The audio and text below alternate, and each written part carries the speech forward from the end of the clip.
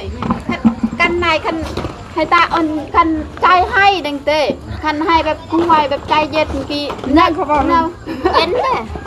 ดูแต่ว่าเซตในบ้านดูแต่ว่านั่นนี่สิแต่ว่าพอฟังออกแต่บ่เข้าใจความหมายอธิบายพอน้องน้ำเรื่องไปเฮ็ดปุ้งชิลกัวดิโดยว่าได้ใดเฮ็ดแบบใดไปฮอดนั่นน่ะไปโครงการตำรวจนั่นได้บอลปุ้งชิลกัวแล้วเคาะประตูก็ของเขาโดยประตูแล้วเขาเลยนะโอ้ยเสียมารยาท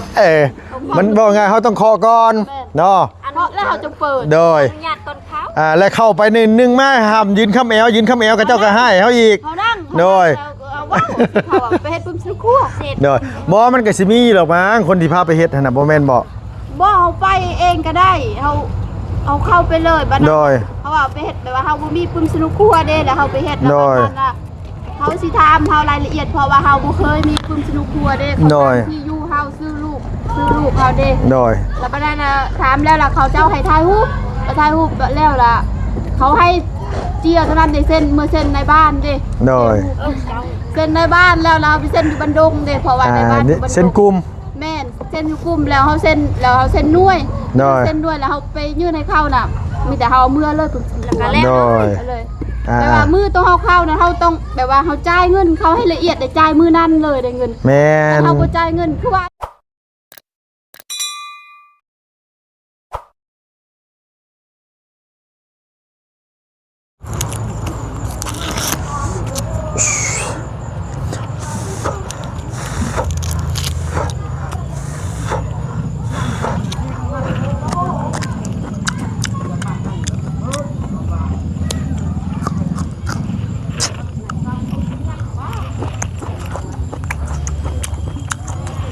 น้ำไหม้ไร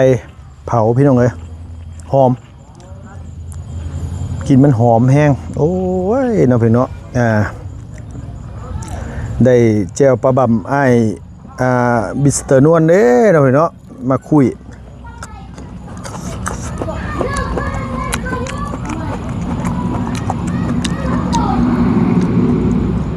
ถามมาขมบ่ขมมีรสชาติขมออกหวานๆหน่อยนึงกินหอมเป็นเอกลักษณ์เลยพี่น้องไง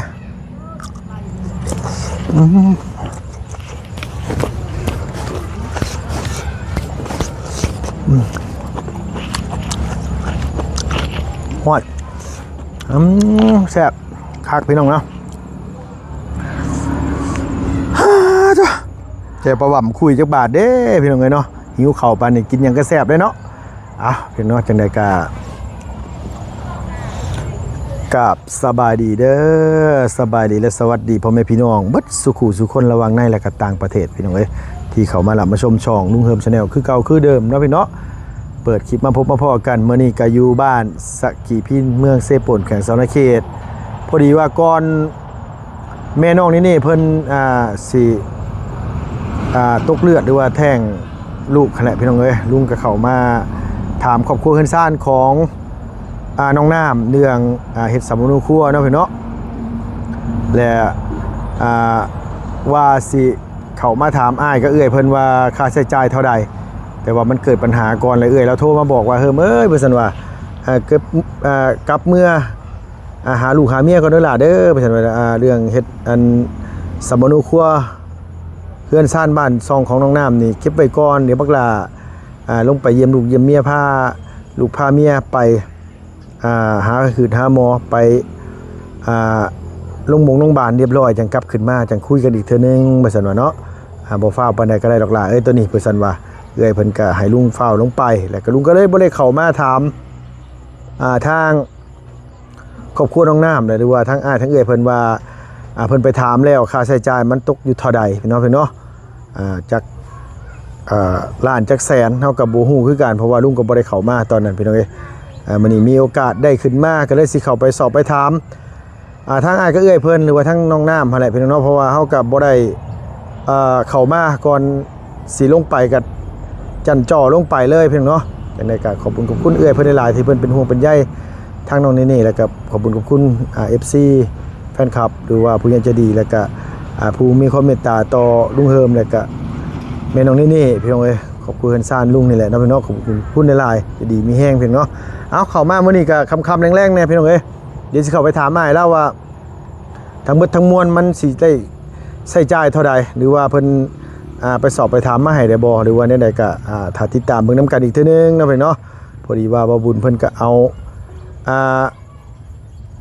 ตู้เย็นมาให้ทางน้องไม้น้องท้ายไว้ใส่ไว้แช่ข้าวแช่ของเนาะเพิ่นเนาะก็เพิ่นยกไปเป็นที่เรียบร้อยแล้วพี่น้องไอ้ลุงก็สิเข้าไปหาอ้ายเพิ่นกับเอื้อยก่อนบ่รู้ว่าเราเฮ็ดคือเก่าคือเดิมบ่เนาะพี่เนาะอีหยังล่ะสิว่าคือเก่าคือเดิมก็รับหน่อไม้มาขายพี่น้องเอ้ยมาแล้วก็ต้มมาใส่ถุงใส่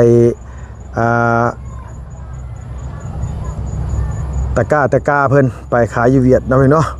เพิ่นก็เฮ็ดไปพอได้อยู่ได้กินนั่นแหละก็ง่ายๆซะตามภาษาบ้านเฮาเนาะจังได๋ก็สู้ๆคนเฮาลมหายใจยังบ่ทันได้เบิดต้องดิ้นรนเนาะพี่เนาะไปพี่น้องเอ้ยมีแต่ว่าสิเข้าไปสอบไปถามอ้ายแล้วก่อนนะพี่เนาะ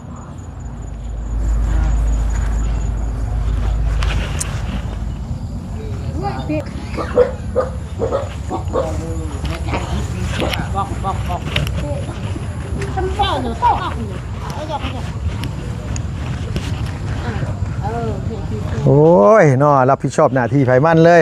ผู้นี้ก็จุไฟใส่หวดเข้าทางคุณก็อันว่าปอกหน่อไม้ครบสุดเลยได้หยังมาเลยน้องมาแต่5 อ้นผมกำลังสิไปขุดมัน สิไปขุดตอนนี้โดยโอ้ยมืออื่นซะมันสิคำก่อนเดี๋ยวมันสิบ่ทันได้ยินมันกัดก่อเลยสบายมันขุดลัดยังบ่ทันน่ะดอกบ่แม่นหยังดอกคือตุ้งหน้าปอบโดยสบายดีเด้อโดยกำลังกันว่ารับหน่อไม้มากำลังสิเตรียมต้มเตรียมแพ็คโดยเห็นแล้วลูกอ้นเนี่ยเขาแม่พากนะเรียบร้อยแล้วอยู่เฮือนพุ่นซื้อนุ่มเลี้ยงลูกยังบ่พอมาซื้อนุ่มให้อ้นกินน้ำบาดทีนี่บ่ซื้อยานมขุดก่อไม้นั่นกินโดยกินอยู่แล้วอันอดัมหน่อไม้อันว่าหน่อไม้จังไพ่หน่อไม้เลี้ยงน้องหน่อไม้อันว่าบงบานมาทิมให้ก็คือเห็นบุญบ่อมอยู่คือกินอยู่โดยตลอดกลางเว้นก็กินโดยตุ้ยปานหมูพี่น้องเอ้ยอันว่าอ้นน้อยก็ได้มื้อนั้นว่าสิเข้ามาถามอ้ายแล้วว่าอันเรื่องเฮ็ดสัมมโนครัวข้าวเนี่ยก็เลยบ่ได้มาถามอ้ายไปถามเพิ่นแล้วบ่อันว่าเรื่องสัมมโนครัวโดยค่าใช้จ่ายเพิ่นว่าประมาณเท่าไหร่อ้ายจักยังบ่ทันได้ครบคนจักคนเท่าไหร่เดี๋ยวเพิ่นว่าได้ซะแบบนี้แค่ลงมันไปเฮ็ดเลยเฮ็ดเลยลงแล้วเฮ็ดเลยคือว่ากัดลงกันเลยเฮ็ดเลยแล้วจังว่าแล้วเพิ่นบ่ได้บอกว่าหัวนึงเท่าไหร่บ่อ้ายบ่เพิ่นก็บ่ฮู้คือกันว่าง่ายว่าคือหม่องสำนักงานที่เพิ่นรับเฮ็ดอันสัมมโนครัวนี่คือเฮาไปแล้วก็ฮู้อยู่หันเนาะเอ้ยเนาะว่าง่ายซะปกติที่เพิ่นเฮ็ดได้ซะเพิ่นบ่ได้บอกติเอ้ยว่าหัวเท่าไหร่มาจากฮู้คือกัน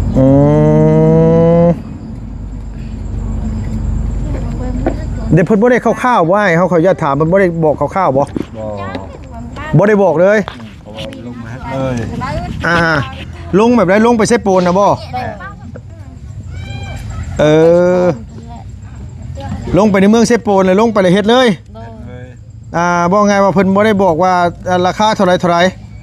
เพิ่นก็บ่ฮู้คือกันฮอดเฮ็ดเลยไปครบคนบอกไงว่าลูกอาจจะคนนี่สมาชิกอยู่เฮือนจะคนนี่คือไปบ่ทุกคนแล้วก็เฮ็ดเข้าอยู่หั่นเลยเฮ้ยพี่น้องเอ้ยมันกะบ่ถึกแล้วบัดทีนี้จักสิว่าได้มันอาจจะแพงไปมั้งอ้ายเนาะอ้ายได้ถามว่าสมมุติว่าเฮาออกหัวไม้เล็บไม้น่ะเพิ่นไม่ยืนยันดอกไปจะถามเพิ่นนั่นว่าไล่จังได๋จักเกินเลยเพิ่นบ่บอกแม่จังเลยเขากะว่าประมาณ3 ล้านเบิดทุกคนน่ะบ่นับแม่นเขาว่าคือแล้วก็เฮ็ดใหม่เลยนั่นแหละเฮ็ดใหม่หั่นแหละจังว่าประมาณตกนี่ประมาณต่ำสุดนี่ประมาณ3 ล้านบ่นับเพียงพอยืมเขามันเพียงพอยืมเขาอีกว่าซั่นว่ายืมขายละไม้ก็ตกเกินโดย เพราะว่าทั้งเอื้อยแล้วมื้อนั้นนั่นว่าเราบอกให้ลุงลงไปก่อนน่ะลุงก็บ่ได้เข้ามาได้พี่น้องเอ้ยเพราะว่านี่เข้ามาก็คือเก่าได้หน่อยเนาะคำตอบก็บ่ได้คือเก่าเนาะเพราะว่าเพิ่นก็บ่ฮู้คือกันและอันบ่ได้ถามว่าที่เฮ็ดที่ผ่านมานี่เอาลูกเอาเต้าเข้าหัวนึงเท่าไหร่อันบ่ได้ถามเพิ่นบ่ ไม่ถาม เออ ไปกี้แล้วมันไปได้พระมันมาซื้อซัก เขาบ่จะได้เงินเท่านี้เท่านั้นเลยว่ะไปหมดครบครัวเจ้า บ่ง่ายลงไปเบิดครอบครัวเลยเฮ็ดบาทเดียวค่าใช้จ่ายเท่าไหร่อยู่ในหัน อยู่นะครับ แหละเขาบอกว่าง่ายว่าเขากะบ่ถูก เขายังโมหูดี เขายังบ่ฮู้ติเออ เพราะว่า3 ล้านมันเขากะ ว่าง่ายว่าคาดการไว้ซื่ออ๋อว่าง่ายคือเขาเจ้าคาดการว่าขั้นต่ำประมาณ3ล้านซะเนาะนำเนาะอันคันว่ามันแพงกว่าหันเฮาก็บ่ฮู้คือกันทำได้มันกะเอาได้ โดยก็ให้เต็มนี่ก็มัน โดยเพราะว่าเดี๋ยวลุงสิแจ้งเอื้อยเพิ่นไปให้นะว่ามีแต่ว่าลุงไปเบิ่งน้ำกันมือเฮ็ดเท่านั้นเนาะน้องเนาะว่าค่าใช้จ่ายมันสิเท่าใดนะว่าแต่ว่าเอื้อยแล้วสิซอยเท่าใดก็คันมีเงินเท่าใดก็มีแต่ว่ามาคุยกันอีกเทื่อนึงพี่น้องเอ้ยเพราะว่าเอื้อยแล้วบ่ทันได้ส่งเงินมาก็ยังบ่ฮู้ว่าเพิ่นสิซอยเท่าใดแต่ว่าเพิ่นว่าค่าใช้จ่ายเดี๋ยวเอื้อยสิอันว่าออกให้ดอกว่าซั่นว่าลุงกับมีเวียกก็เลยลงเมื่อบ้านก่อนบ่ขายเลขบ่นาง เจ้าขายดิ เศร้าเลยเอาแล้วว่าจะมาอุดหนุนอยู่ก็แล้วเอ้ยฟันดีอยู่ว่าเมื่อคืนนี่น้ ไม่ได้ฟันได้ บ่ได้ช่วงนี้เลยเศร้าขายก่อนพักขายมา ำ พันเห็ดละไม้เลย ฟันเห็นอะบางฟันเห็นเอาไหมเขามั่งได้เฮ้ยมันเห็ดซูมือกับจักสิตีเป็นตัวไรแล้วนี่ก็ได้เนาะ นอนกันได้กับพันเห็ดละไม้เลยพัน ละเมอที่เนี่ยโมเมนต์ฟันที่เนี่ยมันละเมอแล้วนั่นน่ะ มื้อเช้าได้เห็ดน้ำไม้ เวลาเมื่อยเดจนเลอะเมื่อ เห็ดจนละเมอว่าติเห็ดซูมือบ่น่ะเลยเอาพี่น้องก็ ส ถื อง อ มือได้พักอยู่มือฝนตก ได้ทั้งนี้ฝนบ่ตกจักมือแหละ สองมือแหละ 2-3 มื้อลุงไปจากมือว่าพี่น้องนอน2 คืน 3 คืนนี่แหละแต่เฝ้าขึ้นมาคือเก่าเพราะว่าอยู่พุ่นกับบ่มีทางไปฮะเด้จักสิไปใส่รับซื้อโลเท่าไหร่เอ่ยซุมื้อนี้เอ่ยหน่อไม้4,000คือเก่ามีแต่หน่อไม้บงบ่ ไม่บุ้งไม่ไล่ หน่อไม้บงหน่อไม้ไล่แต่ว่าหน่อไม้อันว่าเฮ็ดอันนี้นี่คือสิแม่นหน่อไม้บงเนาะหน่อไม้พางเพิ่นก็เฮ็ดบ่ได้เฮ็ดบ่ เลือกข้างก็เฮ็ด จะหน่อไม้พางมันก็สิหายากกว่าหน่อไม้อันนี้เนาะยามนี่ ปอก มันเบาเลยพี่น้องเอ้ยว่าง่ายซะ เบาชอมันขั้น มันมีค่ายหลายขนมันหลายว่าง่ายซะใครหรอกลูกหลายคนอยู่ซอยกันเฮ็ดข้าวเดียวก็แล้วหรือว่าหลายคนก็เฮ็ดแต่พ่อกับแม่ที่เหลือเขาเจ้าไปหาหน่อไม้มาเพิ่มเป็นยังเคยน่ะ นกเขาว่า ลูกกาเบาเคยเอาออกมาปล่อยเบิ่งอยู่บ่น้อง บางเถื่อเขาปล่อยมายันนิดหน่อยหลิด อ๋อ ซองยันมากัดมัน ลูกกาเบามันฉันบ่ทันในห้องเป็นนกน้อยเนาะ โดย อันนี้ไปพ่อห้างมัน โดยมันอยู่กับหางนกลิงลวง อ๋อเพราะว่านกกระเว้านี่มันต้องไปฝากอันว่าลูกมันไว้กับทางคนอื่นเนาะ แม่มันจะฆ่ามันจะกิน มันหิวที่ไหนมันเป็นบ่ดับมันหิวบ่เฮ้ย จะกินอยุกมากล้วยอย่างนี้ ของห่านเบิดแล้ว ปกติให้หัวอาหารบ่ โดยของห่านนี่ เออ ห่านเบิด เลย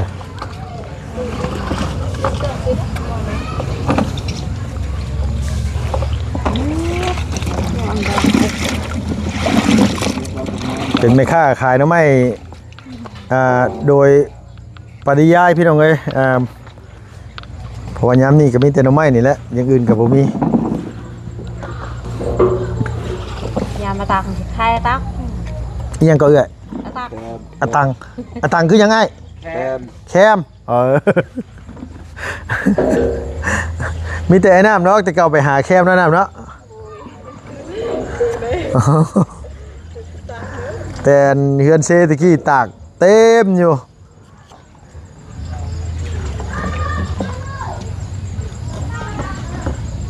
เข้าอยู่ให้สุกเลยบ่ไอ้ กำลังมันนั่น กำลังอันถอกบ่เออ พอละ ว่าไงก็คือเขาใหญ่เพียงแต่เขาอันนี่ธรรมดาเลยโอ้คนงามมากแหละโอ้บริพอแต่งามขึ้นเนาะเอาย่องว่างามทั้งที่สิขอบใจเฮามาเย้ยบ่ปานเฮาสิย่องอันนี้เนาะเอาสบายดีเด้อน้องเด้อโดยว่าปานเฮาสิย่องประสดเพิ่นนั่นนี่งามก็ว่างามเลยคนเฮ้ยมันบ่เว้าขี้ล่ามันสิให้หมู่นะ บ่ให้เขาคิดว่า บ่โอ้ยคนเฮาเนาะดำเนาะงามก็บอกว่างามแน่น้องเนาะพุ่นโอ้จังพอดอกจังบ่มีผัวจักเทื่อจังว่ามักไปยิงคือกันบ่จัก บ่ มาแล้วป้อนนั่นป้อนนี่กันอยู่ กัน หึ บ่เรื่องนำกัน ยันว่าเนาะคนเฮาสิไปฮู้บ่เนาะดำเนาะตัวดำกี่ฮะ โดย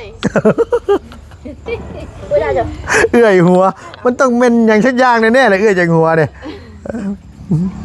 มาแต่ใส่มาแต่เฮือนบ่นาง โดย ยุบมืออยู่ดู มาซอยน้ำ แบบเลยต้องมาจ้ะ คือแต่งตัวงามแท้มื้อนี้สิไปทางไหนมื้อนี้ บ่เฮาเมื่อแต่เฝ้าในเช้าเฮาบ่สบายกันเลย อยู่บ้านไหนบ้านนี้บ่ บ้านจังยาง เอ เฝ้าเพิ่น อ มือเพิ่นละบ่ได้ตะแลงกับเมื่ออาบน้ำแล้วไปเล่น เพิ่นเป็นหยังนะ เพิ่น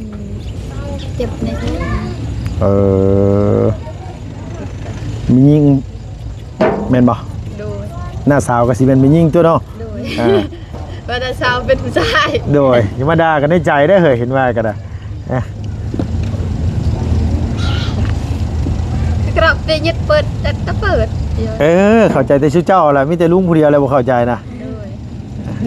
เนาะ ก็กะทั้งๆสิเว้าเล่าให้กันฟังไว้เว้าอันนี้ให้กันฟังกันนี้ เว้าน้ำมูตัวเองมันบ่ชินเว้าคนลาว เคยเว้าเรา ดูน้ำมูก็เลยเว้าเจอเพิ่นฉันไม่นายเด้อใช่มั้ยแทนมุกจะได้มาเอาที่ไหนมักกะยาดในจับบ้างบางทีเจ้าชนะอยาก คุณหมายก็ว่าผู้น้อยเนี่ยเคยเฮ็ดเรื่อยแล้วฮะเนาะ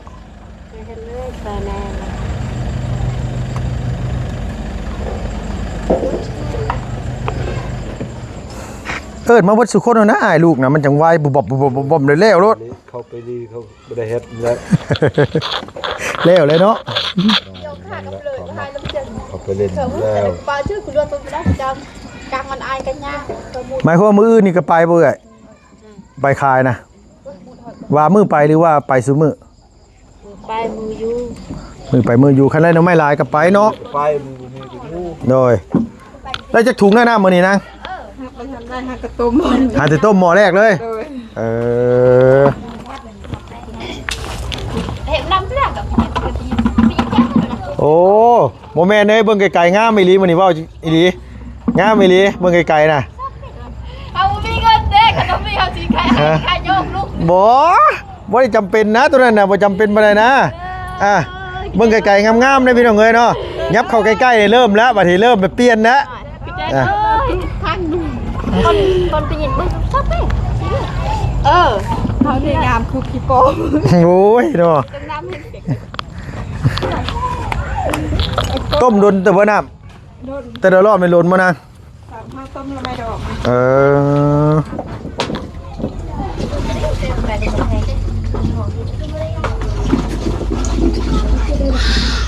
เพิ่นรับซื้อเป็นโลมาแล้วก็มาต้มแล้วก็ใส่ถุงไปขาย มันเริ่มใกล้สิเบิดแล้วเนาะยามนี่เนาะ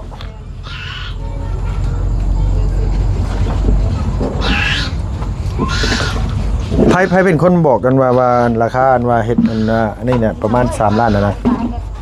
ไผเป็นคนบอกในบ้านน่ะเนาะเพิ่นบอกว่าประมาณ3ล้านเนาะนำเนาะอันนี้คือกะตำไว้ก่อนแม่นบ่ล่ะ เบิดสุคนนี่ค่าใช้จ่ายประมาณ3ล้านบางเทื่อเพิ่นอาจสิบ่ได้ทันได้ไล่อันเรื่องอันว่าค่าถ่ายรูปถ่ายหยังพร้อมบ่จักแล้วเฮาก็บ่ฮู้ตัวนี้ก็ได้เฉพาะเอาอ้ายเอ้ยน้องน้ำเข้านี่ก็จักสิเบิดเท่าใดพี่น้องเนาะเฮาก็ยังบ่ฮู้มีแต่ว่าสิโทรแจ้งเอ้ยแล้วอีกเทื่อนึงมีแต่ว่าเขาเพิ่นส่งเงินมาไล่เท่าไหร่ก็มีแต่ลุงก็สิมามอบให้ทั้งอ้ายเราให้ในบ้านพาไปเฮ็ดเท่านั้นแหละตักออกให้ยังน่ะมันหลายน้ำมันหลายแล้วเฮาต้องตักออก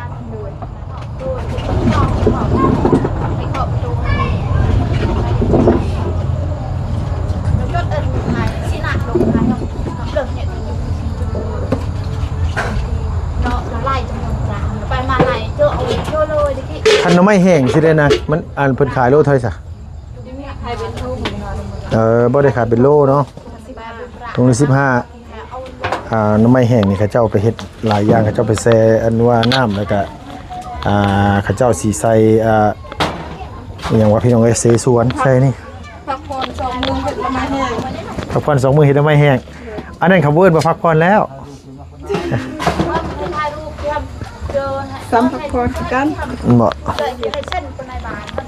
เส้นคนในบ้านมาดองคือให้ช่วยกันเอามันเลยกันนายคัน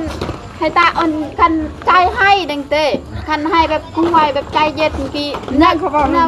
เย็นเลย ดูแต่ว่าเซ็ตในบ้านดูแต่ว่านั่นนี่ซื่อแต่ว่าพอฟังออกแต่บ่เข้าใจความหมาย อธิบายพอน้องน้ำเรื่องไปเฮ็ดปุ้มชิลกัวดิ โดยว่าได้ใดเฮ็ดแบบใด ไปฮอดนั่นน่ะไปโครงการตำรวจน่ะในบ่อน โดย ปุ้มชิลกัวแล้ว ๆ เคาะประตูก้อนของเขา โดย ประตูแล้ว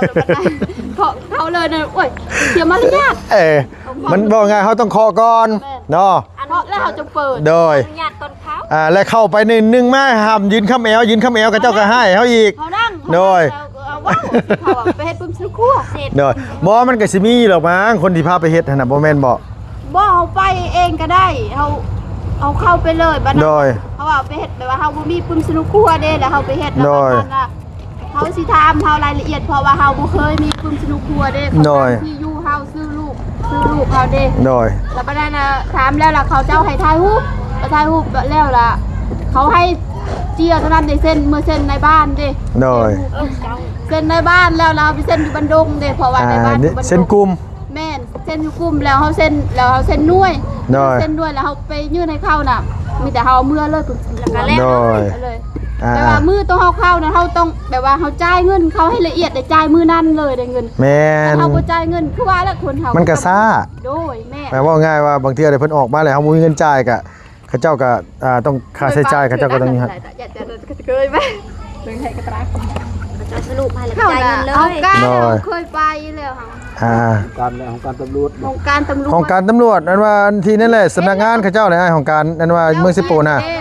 ปึ้มสนุกครัวห้องเฮ็ดปึ้มสนุกครัวเด้ โดยมันบ่ยากดอกมันบ่ยากดอกเอาแบบว่าคือแบบคือเฮาไปนี่เฮาไปแต่ครอบครัวเฮาเองเนาะนะ โดย ๆ แปลว่าคันคือว่ามีพ่อแม่ไปเฮ็ดเด้คือว่าครอบครัวบ่ไปล่ะมีแต่เฮาถ่ายรูปอันนั้นรูปเครื่องนี้เด้แล้วส่งให้เขาทางแอปเด้เขาแก ไปส่งในโทรศัพท์ ส่งทางแปลว่าเขาให้เฮาแอปเอง บ่มีแต่ว่าบางเทื่อแหละคือคันบ่ไปครบก็มีแต่ว่าเฮาถ่ายรูปไปเบิดสุคนในโทรศัพท์น่ะเดี๋ยวเขาก็สินี่เอา ได้ส่งให้เขา โดยแล้วเขาก็สิไปเอาเข้าคอมแต่เขาก็สินี่ ลูกครัวชุมน้องก็คือกันไปเฮ็ดมา ค่าใช้จ่ายน่ะเท่าไหร่อันของเจ้าน่ะ ของชุมคอยแปลว่ามีแล้วได้ปึ้มแปลว่ามันยังไม่แต่ชุมคอยอยากเฮ็ดโตมาอีก โดยให้เปลี่ยนหัวใหม่ แม่นเปลี่ยนหัวใหม่มีแต่เท่าไหร่ก็300,008เด็ดแปลว่าชุมคอยน่ะมีรายละเอียดแล้วแปลว่า ว่าไงมีข้อมูลมาแล้ว แม่ ยังมีแต่เสร็จปึ้มใหม่ซื้อ ว่าไงเปลี่ยนหัวซื่อ แม่น ๆแต่ว่า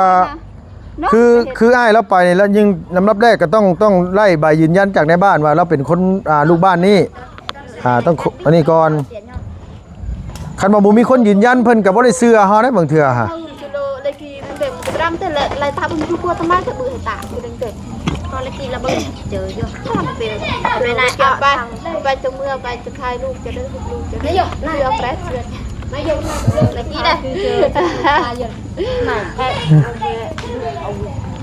ได้บ่สุกง่ายดอกเอ้ยมื้อนี้นะแล้วพี่น้องเอ้ยมีแต่ว่าเนี่ยเดี๋ยวแม่นว่าอันว่าลุงสิคุยกับเอื้อยแล้วเลยสนามเด้อเพราะว่าเอื้อยแล้วบอกว่าคันขึ้นมาเนี่ยเราสิถามว่าค่าใช้จ่ายเท่าไหร่ก็ตอบบ่ได้คือเก่าพี่น้องมีแต่ว่าให้เอื้อยแล้วเราสิซอยเท่าไหร่ให้เราฝากเงินมาเท่านั้นแหละเพราะว่าเฮาก็ยังบ่ฮู้ว่าค่าใช้จ่ายมันเท่าไหร่เพราะว่าเฮือนน้องน้ำครอบครัวเพิ่นบ่มีข้อมูลหยังสักอย่างเลยแต่มันบ่มีข้อมูลเก่านะป๋อเสียงบอกจบไปแล้วบ่ดำไปคุดอ้นน่ะบ่น้องน่ะป๋าทุคำเนี่ย ฟังบ่มันกัดบ่ได้มันกัดอันสิดักแบบ อ๋อเฮาฟังเวลานั้น เตือนช่วยดังเยอะที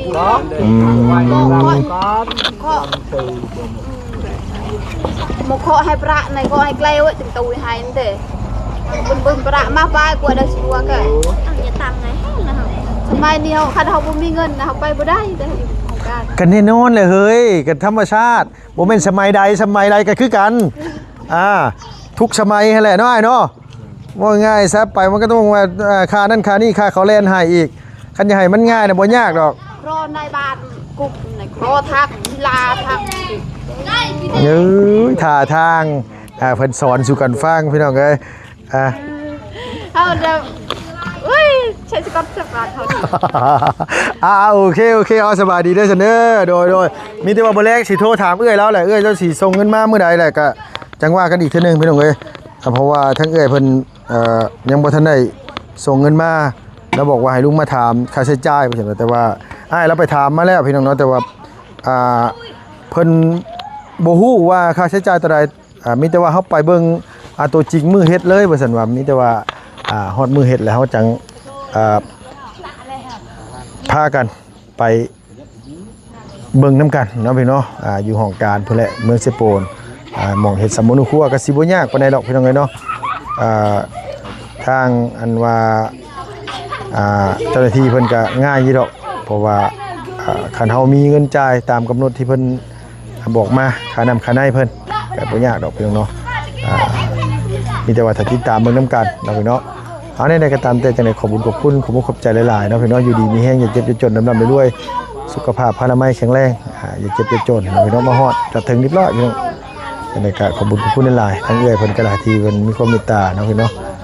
เอาสำหรับคลิปนี้ไปเด้อพี่น้องเด้อบ๊ายบายสบายดี FC เบิดสุขสุขคนไปแล้วพี่น้องเนาะ